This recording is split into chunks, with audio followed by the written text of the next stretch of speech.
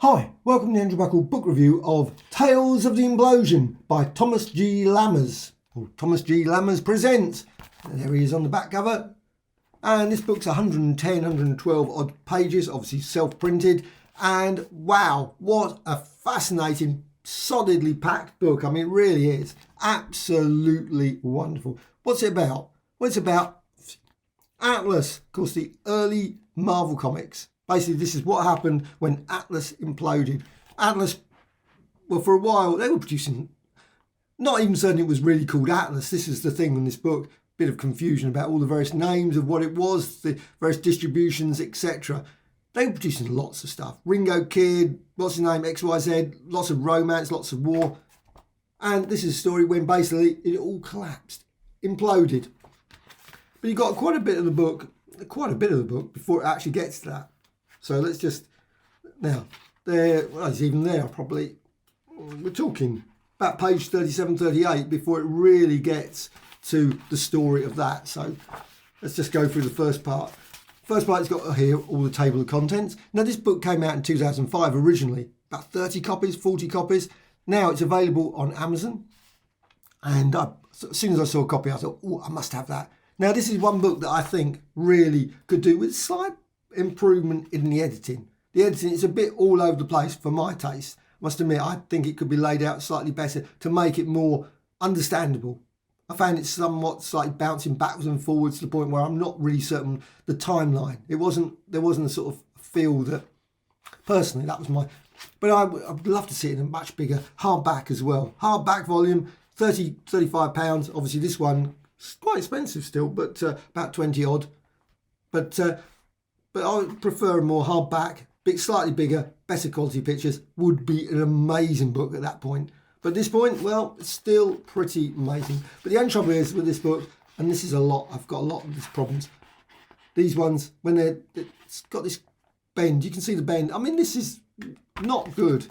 Straight, and you've got the same with the back. I don't know actually how to fix that. I don't think there is a way of fixing it. Someone please put in the comments below, says, yes, you should press about 5 million books on top of it. Might.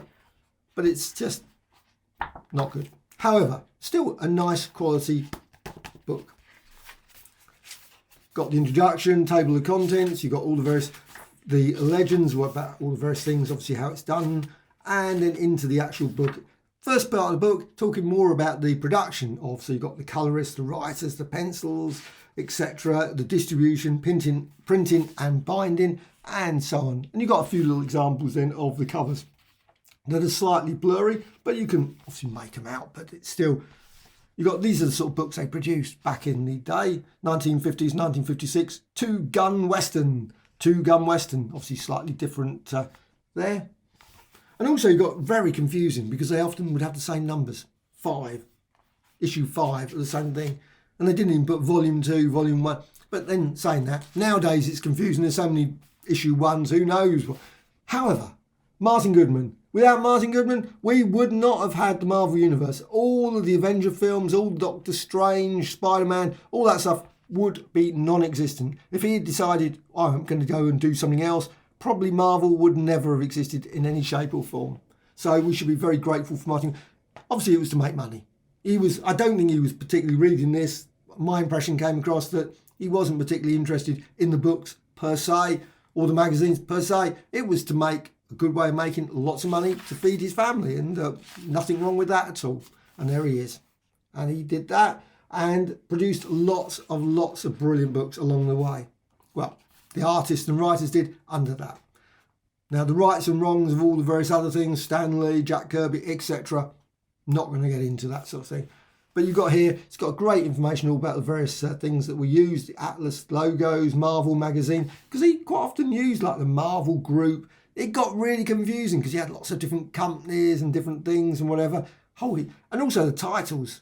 They were all over the place. You can see there, Crazy Comics, Terry Toon Comics, Amazing Detective Cases. There was no real sort of there was nothing. There were detective ones, crime ones, prison break ones, Navy ones, there were air battle ones, and he would follow whatever. If it was like now, it'd probably be zombie books. It'd be like, 2-ton zombie book or something, and you'd have be lots of zombie stuff. Marvel Comics, Lovers magazines, And he's just got tons and tons. And also he's got here about the magazines and things. I must admit, there's quite a few books about that as well. Secret History of Marvel Comics, brilliant book.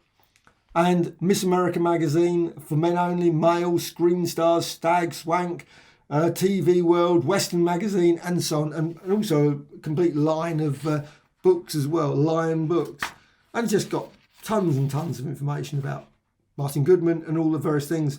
Love all these ones again. You've got love classics, love dramas, love secrets, love tales, lovers.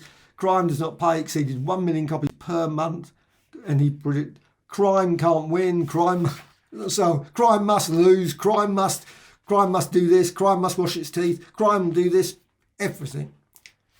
Atlas shrugged, because what happened, of course, you produce all this amount of stuff, and at some point the market, everything changes, and also he made a decision to go with a different distributor at a particularly bad time when lots of other things were happening as well, and it all just basically meant that they imploded. All those, so lots have got suddenly stopped. So no one knew what happened. But of course, the comics back then weren't like now, where you've got like story that follows, and you, well, what happened next? Ringo Kid or whatever, or Two Gun Kid or whatever, would just vanish. That would be it. You would never know what happened to him. You just assume he'd hang his guns up, and that was it. Implosion strikes, and you've got here after signing a magazine, because he had magazine management. Now, that would have been an interesting title. Instead of calling Marvel Comics Magazine Management, wouldn't go off the tongue as well, I don't think. There's lots and lots of information here about all the various comics at the time. You can see all the titles there. Venture into Mystery, Adventures of Homer Ghost. Yeah. Battle Action, Battlefront, Battleground, Battle, etc. You like Battle, obviously, clearly. And you've got all those. Publishing resumes, and you've got various, so it was reduced to a very small number of comics. So it's just and it's got the list in here, dependent on independent. This was DC, so there was really a tight rein on what he could produce. And obviously, I assume, and it said here basically, that he went obviously with the titles that were selling most, the Millie, the model ones, and those sorts of things. So all the other ones just went, obviously probably were selling quite reasonable, probably better than most of the comics nowadays, but basically just get rid of them. I'm not saying why he didn't keep alternating and change and maybe have a couple where he just sort of bring back. But also, he also had a backlog of stuff, because they'd been piling loads of stuff. Obviously, they'd be getting things in. They'd be cupboard, massive cupboard of all the artwork, all stored away. And of course, apparently he found it one day, and that was part of the legend. And that was that. So lots of the artists, we don't need you anymore. We've got all this stuff to get through. And it's all the things, you quite often see that in some of the comics. You'd say, blah, blah, blah, Avengers in Spellbound or something. You see that sort of, and you think, oh, that was from what was going to be in Spellbound. The nature of the backlog and things. You just got lots and lots of detail. It's just really heavily packed detail.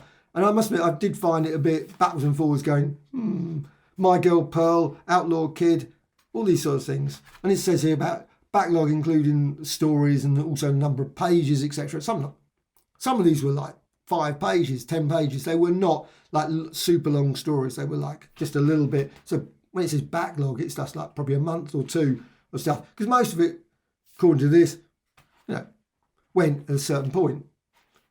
Now, some of those books, and also I just wondered in many ways whether lots of those ever turned up in the UK. Because we had our black and white magazines, and you'd have all those. Maybe some stories didn't turn up in the US. They were never published in the US, but they were published here or in Australia or somewhere else, Canada. So you've got all those as well. And then you've got here job numbers and I love the job numbers, the codes, the things you get. Like no real explanation what he was using, why he was using it, and whether there was any copies of them. Maybe did they make a mistake sometimes, or if there was any book. And he mentions this book, saying that there was a book where it would be listed. You think, oh, wouldn't that be great to see what was all of the titles, all so you know exactly what was produced. Because sometimes you don't know. Stuff must have gone and vanished. 3 Nameless Years, and it's got obviously all about the Strange Tales, all the monster comics. I loved all those. I must admit, I got all the monster books, the Kirby ones. The year everything changed. Of course, the implosion, 1957, a couple of years before the big year, 1961. And there's obviously a little bit of detail about the legend, the birth of 60s Marvel, stuff of legend. Of course, does anyone now know? And this is the trouble. People always argue that whatever on that. But he's basically saying in this, would it have all happened, all the Fantastic Four, all those sort of things, if they had still been quite successful with all the other things, or if things had just been trundling along without the implosion? Would they have got a Fantastic Four? Possible, they might not have done. Maybe they would. The world was a changing. Maybe at that point, Martin Goodman would have suddenly thought, you know what, superheroes, and he probably produced thousands of tons of superhero comic books, but all sort of combinations of variations on like the Green Lantern or something, I don't know, the Blue Lantern or whatever. That was one of my songs. However, probably not. And you've got lots of the backlog, just got so many, I mean really quite a vast, he's really taken a lot of time and effort to produce what, 1958, April 58, April 57 and so on. Wow, really, really brilliant book. This is obviously a work of love, a project of love, and I just think it's just great, and I am so pleased I've actually got a copy of this. So and hopefully in the future a new volume comes out that is even better and even more slicker and wow, and really shows that story, because I think it's a good story that needs to be told. And well, I think this is a wonderful book that does tell it sort of. A bit confusing at times, I must admit. I did sort of I had to keep going backwards and forward trying to work out exactly where everything was, and but still I found it fascinating. So totally recommended book, Tales of the Implosion, Atlas by Thomas G. Lammers. Really worth getting, and like I say, it's at least now it's generally available on Amazon, which is great, and probably elsewhere I assume as well.